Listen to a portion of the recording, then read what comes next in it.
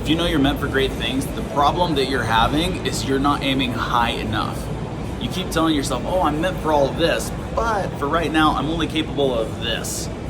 Way down here in my comfort zone that I totally know I'm capable of doing. You need to think about things that you are not capable of doing.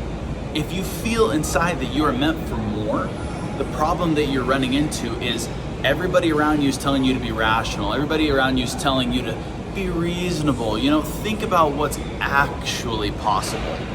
And the problem is, the more that you try and fail, you start to think that they're right. But the problem is that you are trying at all the small stuff that isn't meant for you. And so it's never gonna work out until you actually believe in yourself enough to try for the big stuff. And once you try for the big stuff, all of a sudden it feels right, it works, and it all just seems to flow. And you're sitting here going, man, I wish I would have started this a long time ago. And you realize that it doesn't take one great grand gesture of effort. It takes consistency, day in and day out, believing in who you are and actually aiming for your real goals.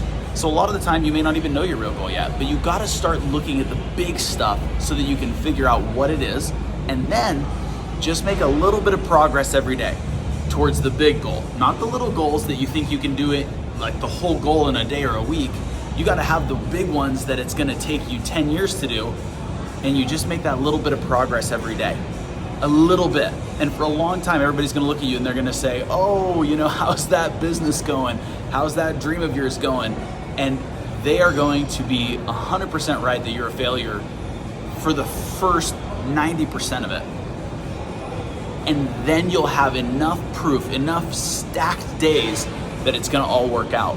And then you'll be big and they'll say, man, I wish I would have started 10 years ago like you did.